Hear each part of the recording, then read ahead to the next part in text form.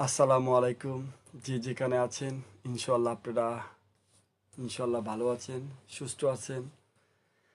আজকে আপনাদের মাঝে আবারও লাইভে চলে আসলাম রাত 11টা বাজে। তো ইনশাল্লাহ আপনারা সবাই যে যেখানে আছেন সুস্থ আছেন তো। ইনশাল্লাহ সবাই দোয়া করবেন, সবাই দোয়া ভালোবাসায়। এখন আমি সুস্থ আছি, ইনশাল্লাহ আপনাদের দোয়ায় ভালো আছি, ভালো থাকবো।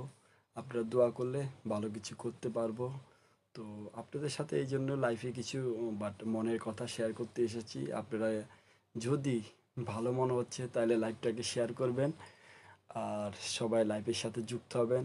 আপনাদের অনুপ্রেরণায়, আপনাদের ভালোবাসায় আজকে আমি আমার জায়গা থেকে অনেকটা সুস্থ আছি, ভালো আছি। ইনশাল্লাহ ভালো থাকতে পারবো, ভালো কিছু করতে পারবো। তো অতএব আমি এই জন্য লাইভে এসেছি আপনাদের মাঝে কিছু কথা বলার জন্য। লাইভটা হয়েছে এই জন্য, আমাদের দেশে কিন্তু অধিক অংশ মানুষ কিন্তু এখন বর্তমানে বাট ডিপ্রেশন শিকার করতেছে। অনেক অনেক মানুষ আমার মতো, আমাকে যা দেখেছেন, আসলে আমার মতো অধিকাংশ না।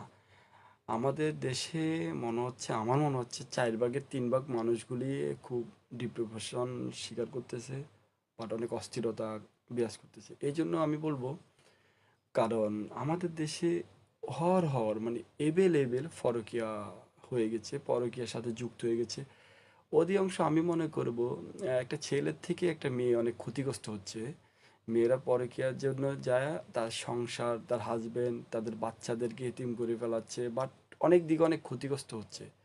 তো আমি চাচ্ছি বাংলাদেশে আইনের প্রতি আমি শ্রদ্ধাশীল। আইন বাংলাদেশে খুব প্রয়োগ হবে। আইনে এমনভাবে বিচার করতে হবে, এমনভাবে চিন্তা করতে হবে, যে অপরাধী তাকে সাজা ভোগ করতে হবে।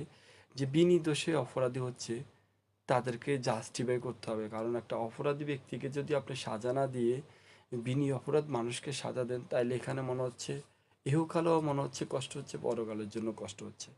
তা আমি এটাই বলতে চাচ্ছি, কারণ আমাদের দেশে এভেলেবেল এখন পরকীয়ার সাথে মেয়েরা যুক্ত হয়ে যাচ্ছে।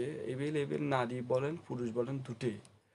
তো পরকীয়ার জন্য অবশেষে কিন্তু আমাদের দেশে মাসুম বাচ্চা ও শিশু সন্তানগুলি খুব অবহেলিত হয়ে যাচ্ছে, খুব কষ্ট পাচ্ছে।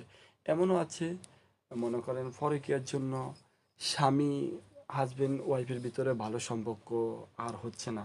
তো ওখানে যদি একটা কি দুটা কি সন্তান থাকে, ওই সন্তানগুলো তো অসহায়ের মতো হয়ে যাচ্ছে। তো অতএব আমার মনে হচ্ছে, আমার জায়গা থেকে আমার মনে হচ্ছে খুব এটা নিয়ে খুব গুরুত্ব দেওয়া দরকার। কারণ অধিকাংশ সংসার ভেঙে যাচ্ছে, বা অধিকাংশ মানুষের জীবনটাকে ঝড়